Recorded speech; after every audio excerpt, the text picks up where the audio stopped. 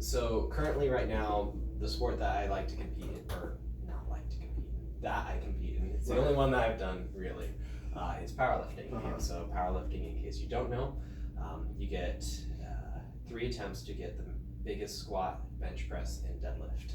And so you get 3 attempts in your squat, 3 attempts in your bench press, and 3 attempts in your deadlift.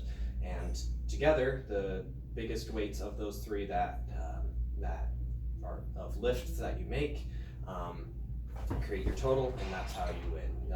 Total is how you get medals and that sort of stuff. In addition, there's something called Wilks points, which will basically, if you get enough Wilks points based off of a ratio, then you can be the best overall male. So there's ways of making it balance over different weight classes, and best overall female. So I compete in powerlifting. That's a lengthy explanation of what the sport actually is. But simply, it's lifting as much weight as you possibly can in the squat, the bench, and the deadlift. And in 1 rep? In 1 rep, yes. Right. And so that's what I do. And so how I got started on that, it took probably until 2016, or not 2016, that's only a few years. When I was 16 or 17, that's going to be, let's see, I'm 22 now, so that would be 5 or 6 years ago. So 2013, 2014, it's probably when I got started and found out what powerlifting was. Originally, what got me in the gym was my best friend Jonathan could beat me in arm wrestling. That was it. That was it. You're like, I'm weak. What is the most strong person thing to do? Well, ever since I was real young, I always am always been competitive, and it be stuff as far as throwing, picking stuff up, push-ups. Who was taller in class? Who could eat their snack the fastest in class? How did you compete with being taller? You stood next to another person, and you this is when you practice that, you're 7 or 8, and it's you're just bragging about your genetics at that point and how much you've grown. So I mean, that's what we cared about. Everything was a competition between for me when I was real young, and I did learn how to gracefully lose, or to I won't get real upset at you. Right. I think I remembered this earlier, and this is a rabbit trail, so absolutely. Yeah, you're good. I remembered I was at a vacation Bible school at VBS when I was about probably 7, and we were on 2 teams, and one person was going particularly slow, and it was a girl, and I yelled, "Hurry up, you're making us lose." And you're a 7-year-old, that's what you do. However, she proceeded to burst into tears. Oh no. And so after that, I got pulled aside by one of the counselors there. He gave me an explanation about how to win gracefully and lose gracefully, and not to rub it in and that sort of stuff. If you're having, just offer encouragement, don't, and all that sort of thing. And ever since then, I have tried to do that. Where was I? Oh yeah, 13, competitive. Yeah. So that got me in the gym. Started at the YMCA. They had this quick teenage program where a couple of the instructors would watch as 10 to 15 students did exercise machines. They didn't do any free weights. That wasn't what it was about. So I did that from 13 to maybe 14 and a half. When I turned 15, I was allowed to go into the weight room. So I started going into the weight room. Had terrible form. Didn't deadlift, didn't squat at all, because didn't think about that. I did leg press, and I did bench press. Okay. And I bench press with my elbows near my ears. It was all the way up there, terrible for the shoulder, all that sort of stuff. Switched to dumbbells, did that for a little while, switched back to bench press, regular. Somebody after a while was starting to do squats, and he was the strongest guy that I'd seen. He was squatting maybe 4 plates, 4.5 plates, which is pretty cool. When you're 15, 16, and you're seeing somebody move 450 pounds, it's holy cow, this is really cool. This guy is strong. And so I was you know what, I can do I got up to 600 pounds in the leg press, and I was I'm gonna go on squats, and I bet you I can do 350. No way. Crushed, destroyed, down. I was out. And so I don't even think I did 225 well or anything like that. So I come from a 600-pound leg press at like 16 years of age, hop over to there, and my starting weight was 165. Yeah. Oh my God. Which might have been about body weight or something. Yeah. So I was like, wow, I'm weak. Yeah. I need to work on this. So started with squats, and I think I was still doing. I think at that time I was doing only dumbbell work because I didn't like how I was benching. I wasn't progressing at all, so I switched to dumbbells, and that was a pretty good move for me because I. Did it feel more natural since it was free weight, as opposed to being kind of limited to a bar? Yeah. Well, to the bar, I was just moving wrong. I had no idea what I was doing. Yeah. It's interesting because in my family, my grandfather, who this is a step grandfather, I'm not related to him. He loved free weights, and he talked to me about some of the stuff he did in college. Was he like a bodybuilder or something? Not really quite a bodybuilder. He worked out with a lot of strong guys and that sort of stuff. This is in Torrington, Connecticut. That's where I'm originally from. Okay. Connecticut. And he talked to me about this guy who could do like 900 pounds of leg press. Another kid who could probably. I think he could overhead press over 315 pounds and some really strong lifts. Yeah. And so I thought, you know what, that's like in my family and that sort of stuff. But genetically, like my dad does not do athletics. Okay. Doesn't really like it. My mom did gymnastics, but she's not super athletic. My sister is not that way, and I'm like the odd one out. My uncle, my mom's brother, does like Ironmans, but the strength side of stuff, I'm like the first person in my family to ever really. And a lot of people would use genetics as an excuse. Like they would look at their family or their environment and say, like, oh, well, I probably won't be able to do that because no one else in my genealogy can do that. Yeah, so it's hasn't kind been of tried. Yeah, exactly. Yeah. You just worked a lot. I mean, you worked for it. It wasn't genetics. Getting where you're at today, you know, maybe partially genetics. I think I'm realizing now that my genes might be better off than I thought, which is really cool. It's like, oh, I'm actually doing okay. But that was not, like, that really wasn't evident until maybe a year ago. Or until about now, I'm realizing, oh, well, I actually have a little bit more promise than I thought. Before it's just like going up against this, we'll just see. I love this sport, so that's kind of how it started. But with powerlifting, I started squatting. Had one of the coaches whenever I was doing like a pyramid set. So I do one weight for 12, another weight for 10, and another weight for 8, or failure. I pretty much train to failure every single session for whatever lift, and that's how I trained for maybe 2 years, perhaps, or something along that line of do something for 12, something for 10, something for 8, and then back down to I think I would do 10 at the starting weight. So instead of doing, for instance, dumbbells, I'd do 60 for 12, I'd do 70 for 10, dumbbell bench press, I should say, and then I'd do like 80 for 5. I went to failure, and then I'd go back down and do 60 for 10, and I'd do that sort of thing for years, and I would try and build up until I got to 8, and then I would move up the weight. Were you really meticulous on like kind of tracking everything, or were you just winging it at this point? I had the friend that I was arm wrestling with. We talked back and forth, and so we came up with different programs.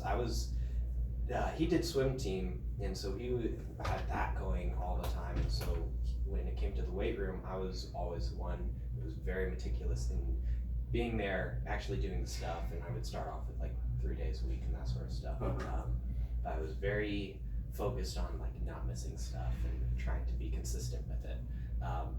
But I mean, I was not training that good. If in case I didn't mention, I trained to failure every single time. 3 times a week. And so it's like a test every day. It's a test day every day. Pretty much. It's like it's a max reps at a certain weight every single week. Yeah. That's pretty much what it was. Which, in case you know, not optimal for training. Right. There is such a thing as progressing really quickly and getting those baby gains. I had gotten past that point once I was in that third year, so it was like, nah, that's not happening. But I think I started squatting around when I was 16, and then maybe deadlifting probably also when I was 16, and it was the terrible form, looked like a cat coming up and that sort of thing. And just again, just like the back's super rounded, all that sort of thing, arch back. And again, might need to do some extra videos later showing your I don't know if I bad have form, them. good form. Yeah, it was not good, but the same guy who was like that strong guy at the gym, he talked to me and said I needed to change what I was doing, and so he kind of tried to put some instruction into me, and so not all of it stayed. Some of it did, but not all of it did. But like I said, nobody in my family was lifting. Yeah. And I was also homeschooled, so I didn't have like a coach or a classmate who I could, who knew a lot more than me or something like that to go to. Like, I had my friend who was super competitive, that I was very competitive with. The arm wrestler. The arm wrestler. Jonathan. That's his name. I had the arm wrestler guy, but with him, he was like into Navy SEAL workouts and stuff like that, which is not powerlifting. No. Or bodybuilding either. It's like endurance training, pull-ups and abs and stuff to make you puke and all that sort mental of stuff. toughness stuff. Yeah. Some mental toughness stuff in there too. And so I ended up going to the YouTubes. Okay. And that was your first trainer? YouTube really was my first trainer. Yeah. For sure it was my first trainer. Mm-hmm. So I think they're still doing, but some cool stuff to watch on the internet in case you want to. There's something called Strength Wars. I don't know if you Strength Wars? Yeah. Yeah, let's look that up. Sure. They are. That was something that introduced me to powerlifting because I had no idea what it was, and they kept on mentioning we got a bodybuilder versus a powerlifter, and I was like, oh yeah, I think I've heard. Yeah, exactly. And so they're the strongman versus powerlifter, Strength Wars. Yeah, they're in. I'm not sure where they're at. They might be in the Czech Republic or Czechia. I think they changed the name to. But they are either Czech or Slovakian or something like that. And so strongman versus powerlifter is like a good example of stuff that they would do. And so you have these guys, and well, that's an ad, right? So let's give it a sec. Thank you, Nutrisystem. So the idea is do a little bio with these guys. They have them do the ringer to do some other music things. Yeah. So we got push press, we got deadlifts coming up. They have to squat and they have to do a certain number of reps. And it's like, okay, what's a strongman? What's a powerlifter? Yeah. Because they're different sports. Yes, strongman is very different compared to powerlifting because a lot of the time in strongman you're going to have along with a max lift, you're going to have carries, you're going to have weight for reps, you're going to have... is it more functional stuff, like what people think they consider functional workouts? I guess, because carrying stuff is like farm work. Yeah. Or whatever. It's like, farm work is a good description of it because things you might see... It's kind of where it started. Yeah. You got stone carries. Right. The Atlas stones are shaped and rounded, but you're also going to have these just boulders that are boulders, and you are to pick up a boulder and things like that. And you're going to be carrying a giant frame, or you're going to carry a yoke on your back, or something like that. And so I'd say farm work is pretty close to what strongman is.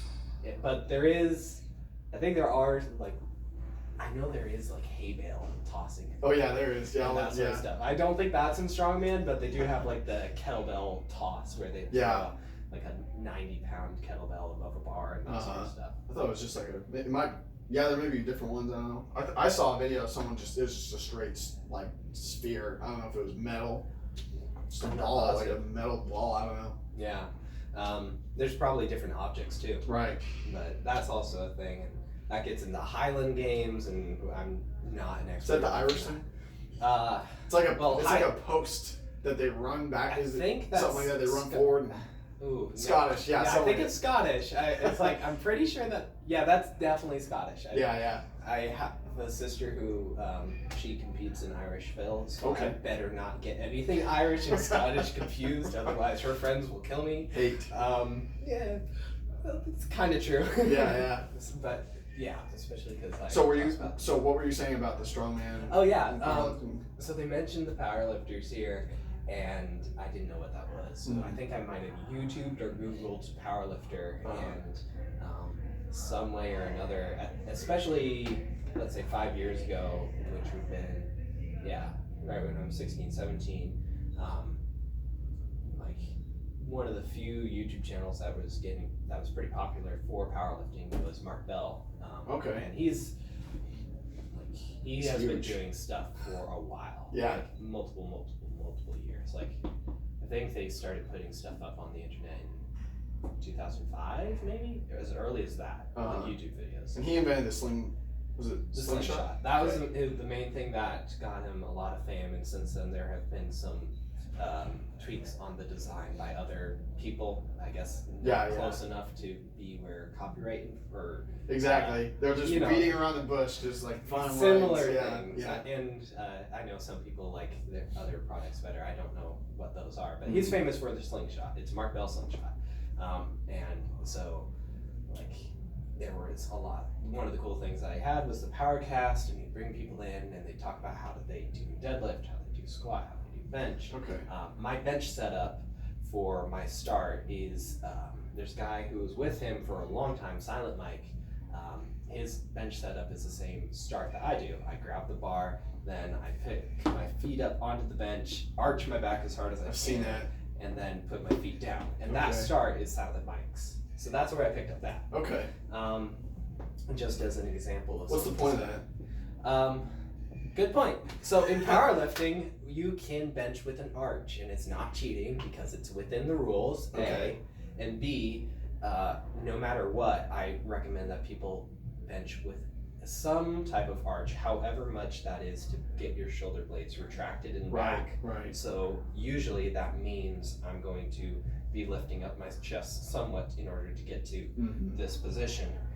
Reason being is without this retracted shoulder blade, then you will have a hard time staying even on the bench. So one of the reasons why I moved over to doing dumbbells when I was like 16 years old was I was rocking, going back and forth, and I didn't know what I was doing. I was having a hard time. My butt was coming off the bench, all this sort of stuff that looks like a typical 15, 16-year-old in the gym for the first time trying to max out on bench press with 120 pounds.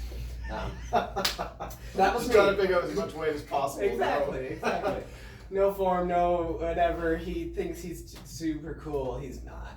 But that was pretty much me. And so for arching, when you set up, a lot of people will start with either one of two things. They either will set their shoulders first, which my method is set the shoulders first into that tight approach, and then lower yourself down, and so that your butt is touching, and then your feet are planted, and then you're good. Other people will do it the opposite, where they set their feet first, then they will typically have their stand up with their kind of get their butt. That's what I do. Their butt will come off some, and then they'll set their shoulders, and then their butt will come down. And so there's a lot of different ways that you can set up. Well, probably a few, but those are probably going to be the two main ways that you can set up. You can do shoulders first and hands, or you can do feet first, and that's kind of the main ways that I've seen people set up. And like it will lead to some pretty gnarly setups where somebody starts like behind the bench press and then they'll swing themselves under and that sort of thing. And that sounds more like an OCD thing than an actual. Yeah, it's fun, and then I mean, you see guys who they can get these great arches, but their range of motion is like, if this is my chest, they're moving the bar from here to here and back up. It's like 3-4 inches. Because their back is so arched. What? Yeah, they can. There's very And flexible. that's allowed. That's within the rules. Wow, that's interesting. Yeah. Typically, though, they usually don't perform. I don't know.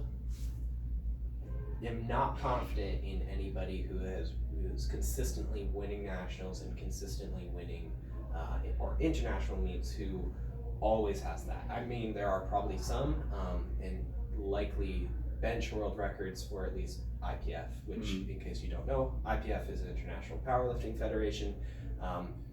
In my opinion, it's probably the foremost branch of powerlifting, and it's drug tested, and it's going to be the closest thing that you can get to the Olympics without going to the Olympics, because powerlifting is not in the Olympics. Okay. So I can't go there. Yeah. I can visit, but I'm not going to be competing.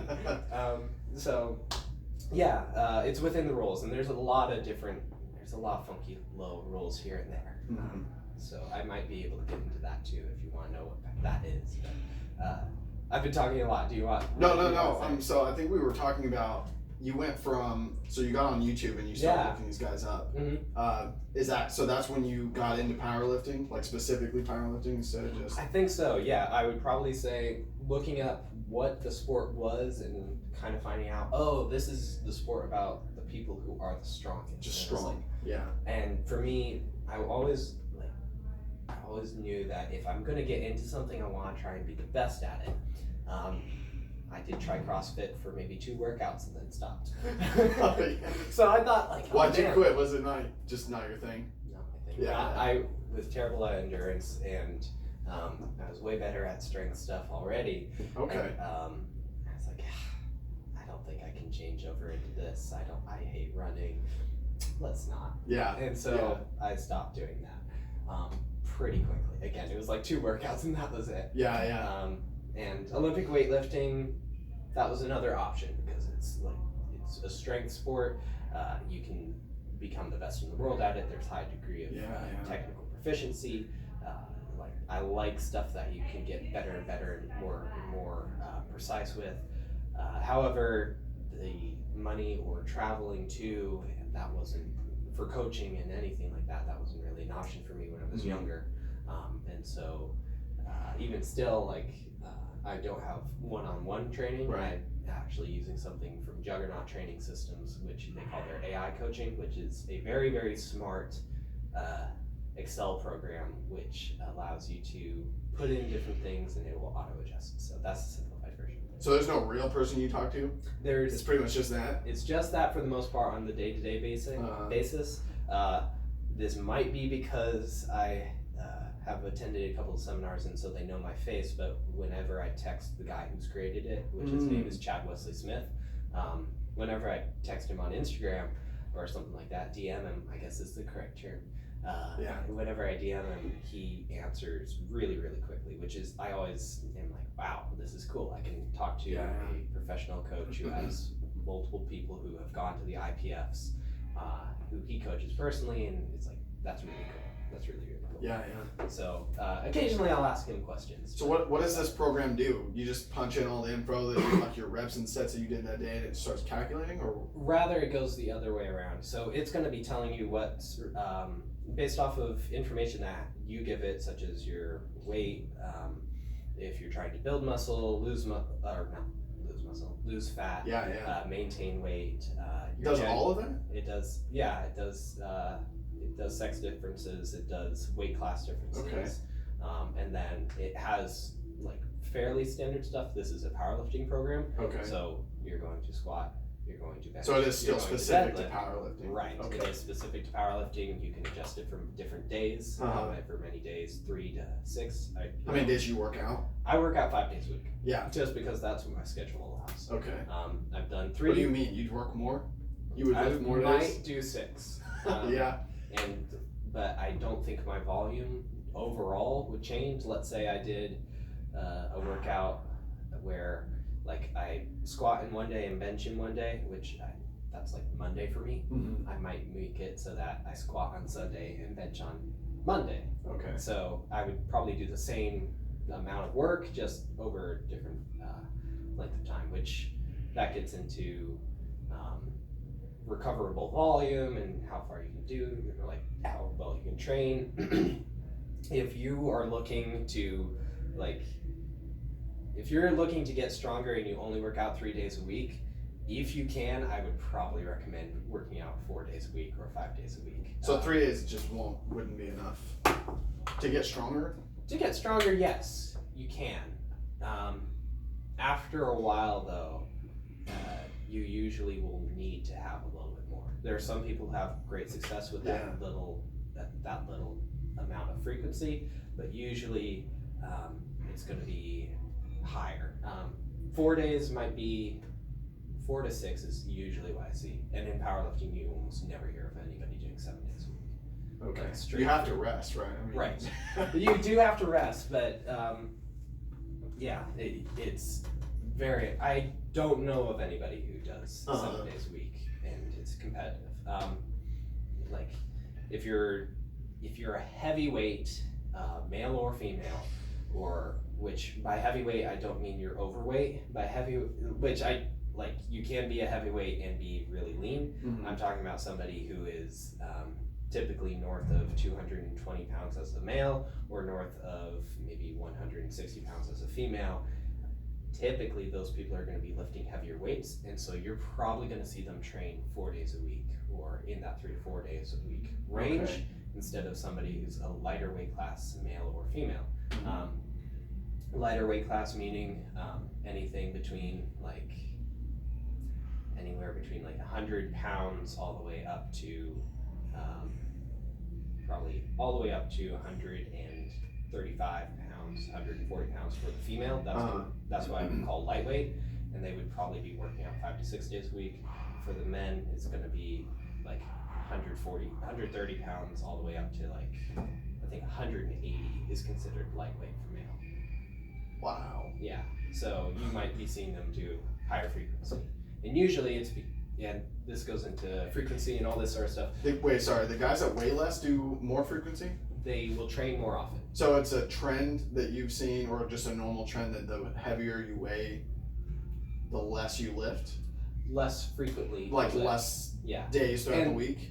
Right, and that's typically, this is a lot of asterisks and quotations here. That's typically because a heavier guy or a heavier girl is lifting more weight.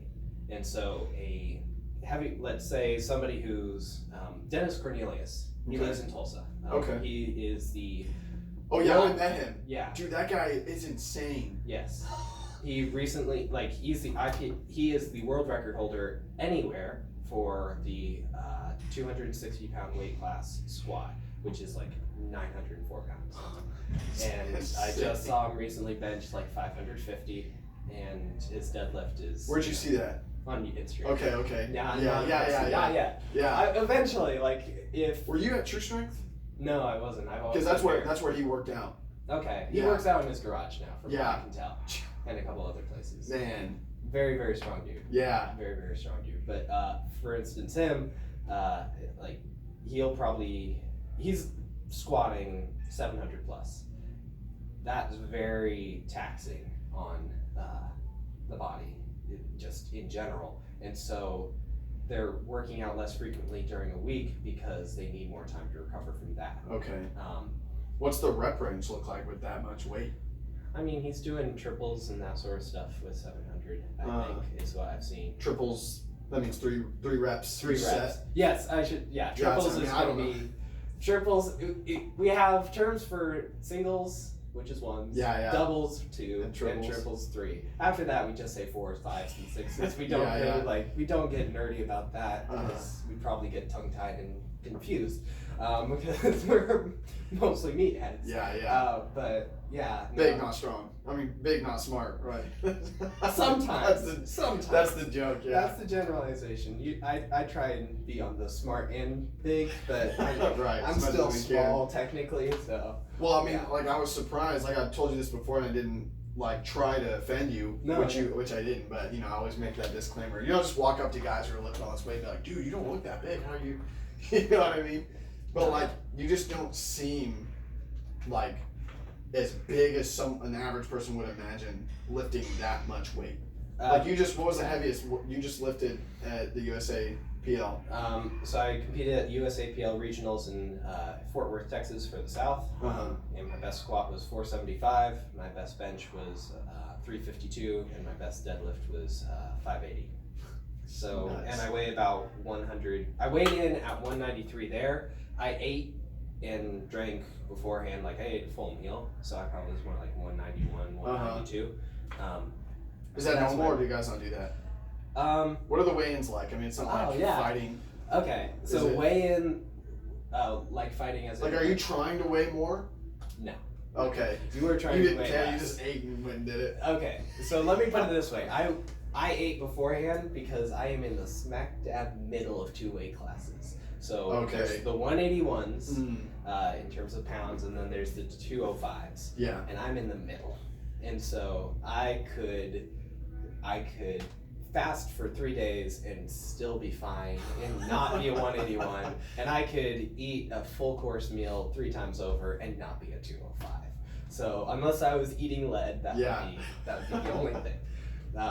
And so I was right in the middle, and so I was like, I'll just eat and drink what I want, which is great. That's when I've only competed a couple of times, so when you're new and you're thinking about doing a competition, it's best to not worry about weight class, not try and cut down on something, because usually there is a little bit of a lack of strength, especially in somebody who is probably going to be an amateur in the lifting side of things. They aren't going to be very, very strong. They won't be setting world records, most likely at their first meet. Yeah. So, yeah. Interesting. So that leads me to another thing.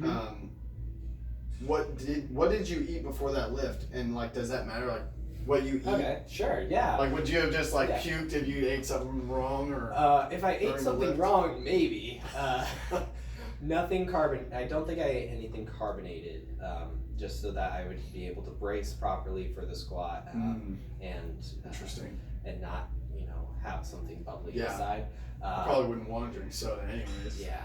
Anything like that. Soda. Energy drinks, yes. Okay. Soda, no. Okay. So I think for that day, I think I had scrambled eggs and maybe some toast. I think I had scrambled eggs and toast for breakfast, and this is at like 5:15 in the morning. I was up pretty early. Yeah. Weigh-in started at 6:15, and I had a half-hour drive to get over there. And so, like, I was eating about 5:15, something like that. Eggs and toast. Drove over there, sipping coffee. Once I got there, I didn't have anything else to eat until I weighed in. After I weighed in, it was Rice Krispie treats. That was my snack of choice. And so, to simplify it, if you are not eating beforehand, let's say I woke up because this was held in a hotel. So I woke up, rolled out of bed, did my weigh-in, and started eating after that. You're going to want something that's lower in fat, because fat will reduce. Fats typically slow down digestion a little bit. You're going to want something high in carbohydrate, and the protein doesn't matter as much, but you really want to make sure you have enough energy through the carbohydrates. And so that's why I had maybe 8 to 10 Rice Krispie treats throughout that day, along with a lot of caffeine. This is meat is going to be typically anywhere between 4.5 to, I've heard horror stories of like 7.5 hour long meets, 8 hour long meets. And do you know when you're gonna jump in? Yeah.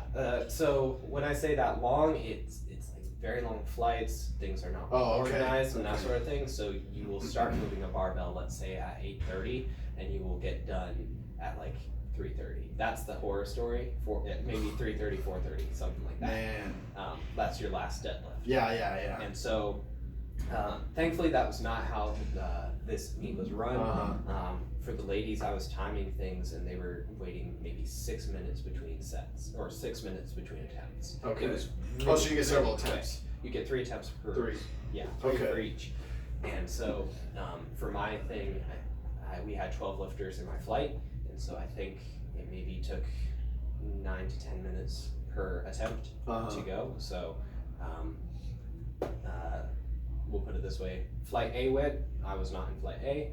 Then once Flight A is done, Flight B goes, and they do their lifts. They do firsts, then their seconds, then their thirds, and then it goes back to either A or goes to C, something Okay. like that. And then we start again, that same process, only now we're on bench. And then Okay, again, got it. now we're on deadlift. Yeah. And so my meet took 5.5 hours. And so by the end of it, like I had down 2 full cans of, I think I had 2 bangs and a coffee that day. Holy crap! And again, over I can barely the handle 5 1 can. hours. Yeah. It was over a while, Jeez. or 6 hours, because I started sipping my coffee at like 6 in the morning, and I didn't start moving the barbell until 8:45, something like that. And just having carbs, something in my stomach. Because I like to have something in there instead of just nothing, because it usually feels a little bit more comfortable when I'm wearing a belt.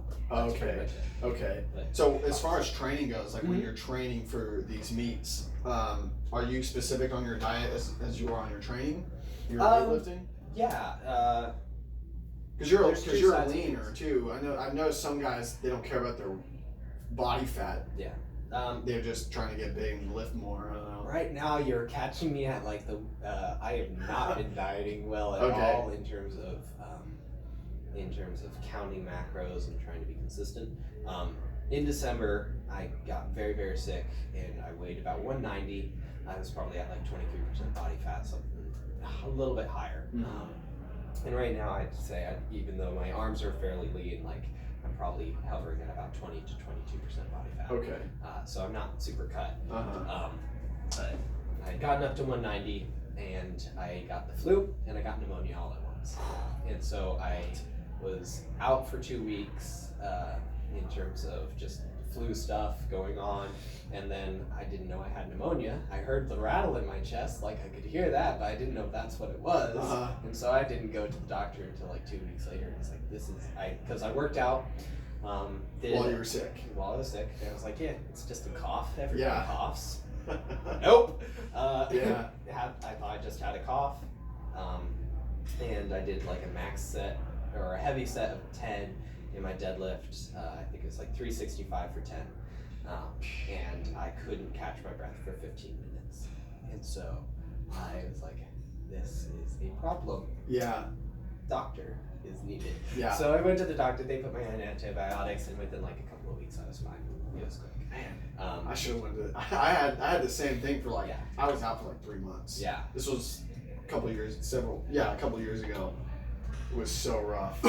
Yeah. It took me like a year almost to get back to where I was running. Yeah. Before then. Yeah. It's nuts. It's not fun. It's not fun at all. But that happened to me in December. When I got on the scale in like early January,